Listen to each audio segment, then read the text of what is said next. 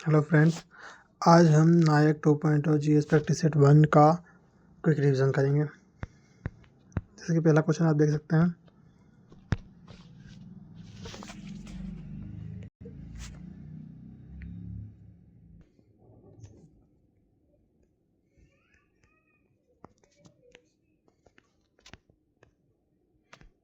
नृत्य महाभारत, रामायण, महाकाव्य, पुराणों की कहानियों से जुड़ा कथकली।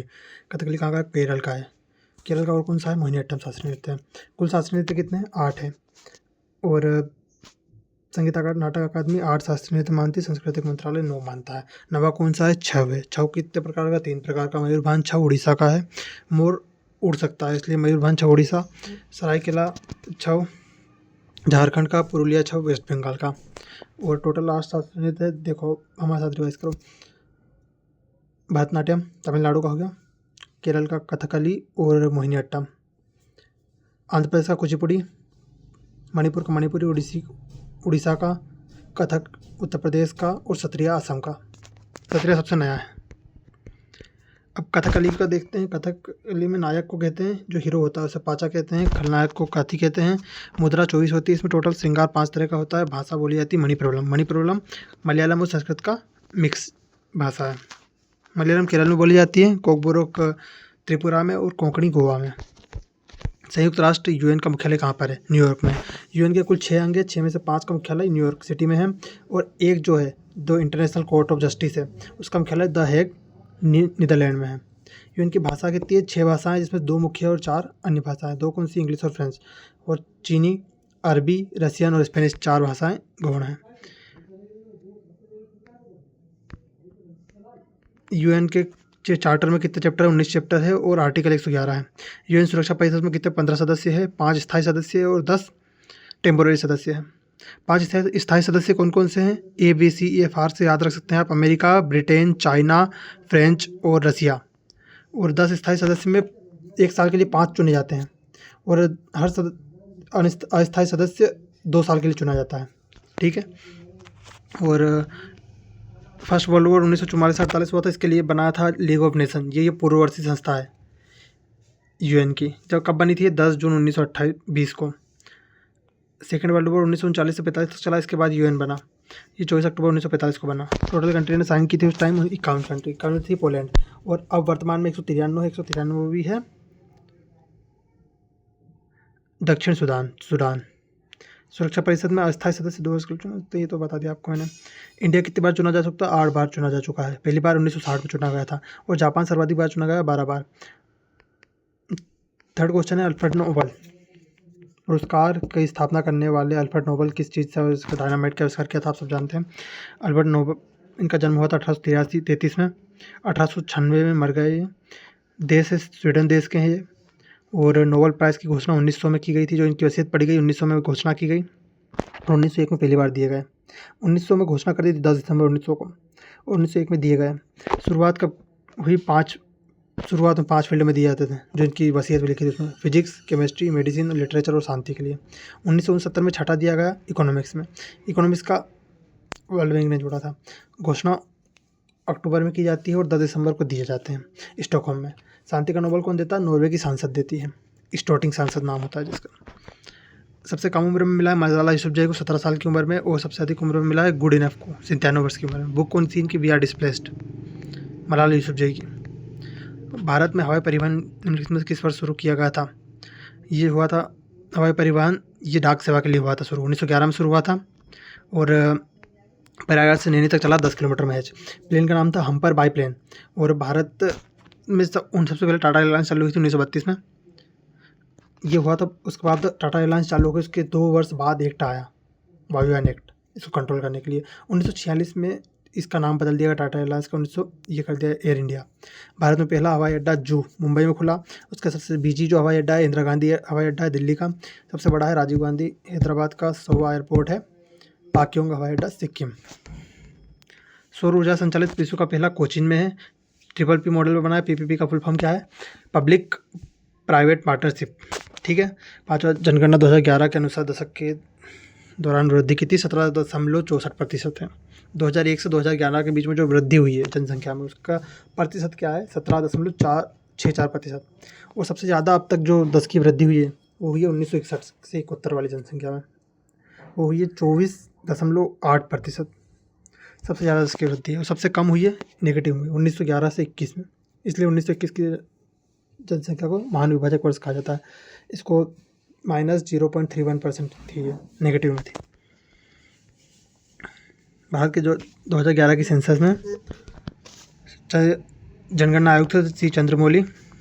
घनत्व था 382 व्यक्ति प्रति वर्ग किलोमीटर। लिंगानुपात था मतलब वयस्कों का 943 और बाल लिंगानुपात 919 था। पूरे भारत की बात कर रहे हैं। साक्षरता थी 74.04 और पुरुषों की थी 82.10 और फीमेल की थी 65.46। 2011 की जनगणना की रिपोर्ट 31 मार्च 2011 को दी गई, जिसे आप सब जानते हैं फाइनेंशियल एंडिंग होता है। सबसे ज़्यादा जनसंख्या यूपी की है, सबसे कम सिक्किम की है। और इसमें टोटल 29 सब्जेक्ट विषय थे जो पूछे गए थे। 29 प्रश्न थे 2011 की जनगणना में। छठा, फॉलो ऑन निम्नलिखित में किस क्रिकेट प्रारूप से होता है? फॉलो ऑन शब्द देखो, फॉलो ऑन का मतलब होता है टीम ए खेल रही है, टीम बी खेल रही है, इनकी जो पहली पारी होगी दोनों की, उसमें 200 रन का जो गैप होता है, अगर 200 रन ज़्यादा बना लिया टीम बी ने जैसे, तो वो उनका फॉलो ऑन हो गया। ये खाली के टेस्ट मैच में होता है। पावर प्ले जो होता है, पावर प्ले में 6 ओवर तक, T20 में 6 ओवर तक आप 30 गज के घेरे के बाहर 2 खिलाड़ी रहेंगे। ये है पावर प्ले T20 का। और एक बॉलर कितने ओवर फेंक सकता है? 4 ओवर फेंक सकता है T20 में। ODI में कितने ओवर फेंक सकता है? 10 ओवर। एक बॉलर 10 ओवर फेंक सकता है। पहले ODI कप्तान अजित वाडेकर। ODI एक बॉलर मैक्सिमम 10 ओवर, ठीक है। डकवर्थ लुईस सिस्टम शुरुआत 1997 में हुई थी, जिम्बाब्वे और वर्सेस इंग्लैंड वाले मैच में हुई थी सबसे। DRS डिसीजन रिव्यू सिस्टम, ये IMP 2008 में शुरू हुआ था। India versus Sri Lanka. पहले खिलाड़ी दुनिया में कौन थे? वीरेंद्र सहवाग थे इससे आउट होने वाले। टेस्ट मैच 5 दिन के लिए होता है, 90 ओवर का होता है। लंच टाइम 40 मिनट का होता है, इसमें टी ब्रेक 20 मिनट का और इनिंग ब्रेक 10 मिनट का। ODI में टी ब्रेक और लंच ब्रेक नहीं होता है, इनिंग ब्रेक होता है 40 मिनट का। T20 में इनिंग ब्रेक होता है 10 मिनट का।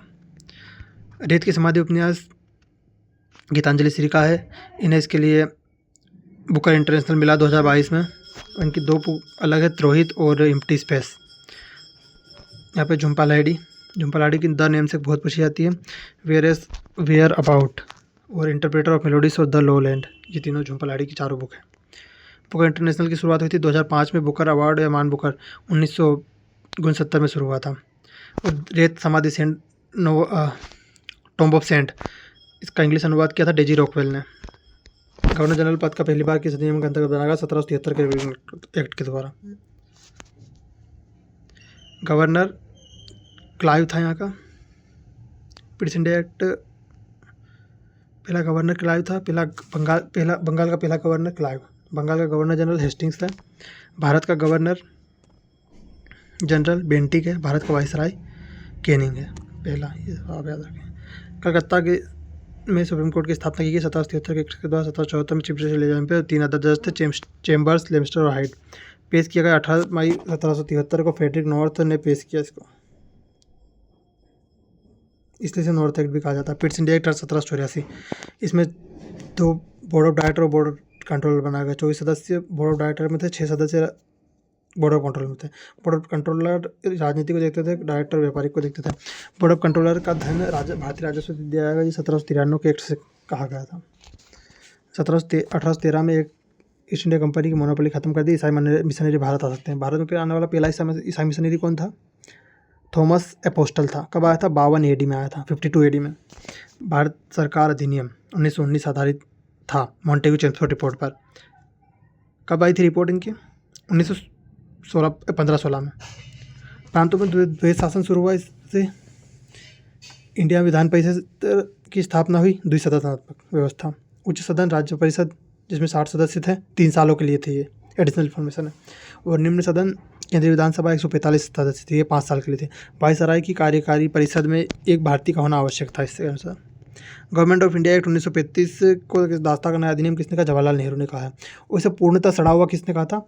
मोहम्मद अली जिन्ना ने कहा था। 1935 एक्ट के द्वारा केंद्र में द्वैत शासन चालू प्रांतों में खत्म कर दिया गया। प्रांत सरकार 1937 प्रोविंशियल गवर्नमेंट कहलाई। और शक्तियों का विभाजन, संघ राज्य और समवर्ती सूची।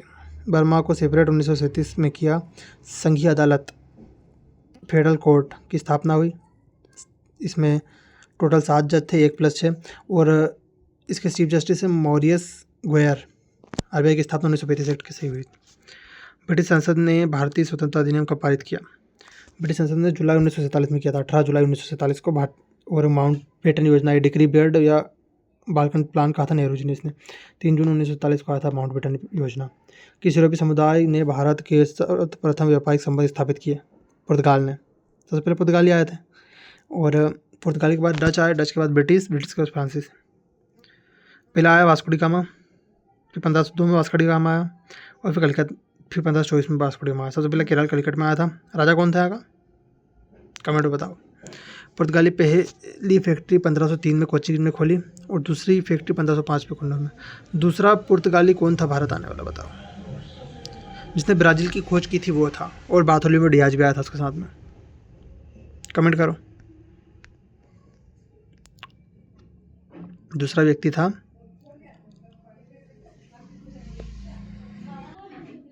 Pedro de Cabral.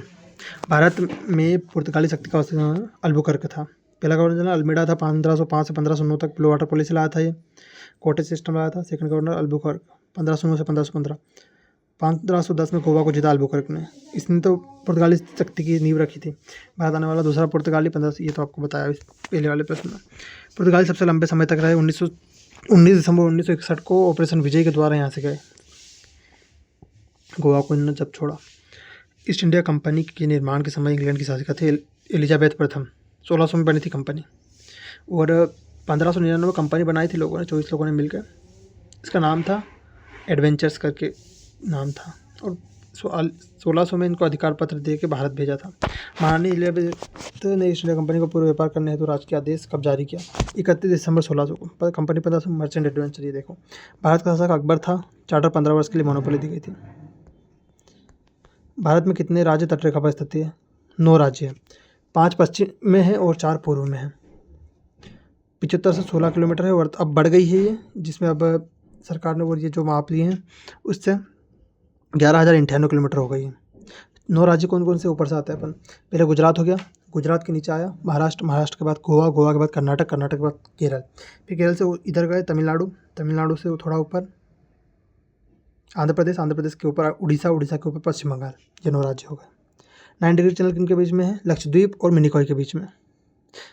Andaman Nicobar के बीच में 10 डिग्री चैनल। भारत का सुदूरस्थ दक्षिणी बिंदु कौन सा? इंदिरा पॉइंट। ये कहाँ पे? अंडमान निकोबार में स्थित है इंदिरा पॉइंट। इसे क्या कहा जाता है? पिगमिलियन पॉइंट और पार्सन पॉइंट भी कहा जाता है। पूर्वी बिंदु कौन सा? अरुणाचल प्रदेश में कीबितु है। और पश्चिमी गोहर मोती या गोहर माता भी कहा जाता है, इसे गुजरात में है। उत्तरी इंदिरा कोल लद्दाख में है। और अक्षांशीय विस्तार है 8 डिग्री 4 मिनट। कहाँ पे 8 डिग्री 4 मिनट? ये कन्याकुमारी में 8 डिग्री 4 मिनट। और 37 डिग्री 6 मिनट ये है इंदिरा कोल लद्दाख में। देशांतरी विस्तार में 68 डिग्री 7 मिनट। ये कहाँ पे है? ये गुजरात में है, गोहर मोती में। और 97 डिग्री 25 मिनट ये है कीबिधु में। ठीक है। और भारत की लंबाई आप देख सकते हैं पूर्व से पश्चिम 2933 किलोमीटर और उत्तर से दक्षिण है 3214 किलोमीटर। कर्क रेखा निम्नलिखित राज्यों से गुजरती है। इसके लिए ट्रिक है मित्र पर गमछा झाड़। मित्र से मिजोरम, त्रि से त्रिपुरा, प से पश्चिम बंगाल, र से राजस्थान, ग से गुजरात, म से मध्य प्रदेश, छ से छत्तीसगढ़, झाड़ से झारखंड। ये 8 राज्यों से गुजरती है। सबसे ज़्यादा मध्य प्रदेश से गुजरती है। मध्याह्न रेखा आती है जिससे अपना इंडिया का टाइम से गुजरता है। बीचों बीच उत्तर प्रदेश के नैनी से गुजरती है। ये 5 राज्यों से गुजरती है। 82.5 डिग्री कहा जाता है। 5 राज्य यूपी, एमपी, छत्तीसगढ़, आंध्र प्रदेश और उड़ीसा। ये लाइन से गुजरती है। इसे आप देख सकते हैं। ये यहाँ से ये यूँ यहाँ से काटती है, ये ऐसे करके आती है, यहाँ से ये से। भारत में निम्नलिखित में से कौन केंद्रीय मौद्रिक नीति प्रधारित करता है? इसका आंसर एस डब्ल्यू मांगा था सर ने। भारतीय रिजर्व बैंक करता है। केंद्रीय मौद्रिक नीति का प्राधिकरण भारतीय रिजर्व बैंक है। और फिस्कल पॉलिसी का वित्त मंत्रालय है। तो थैंक यू। का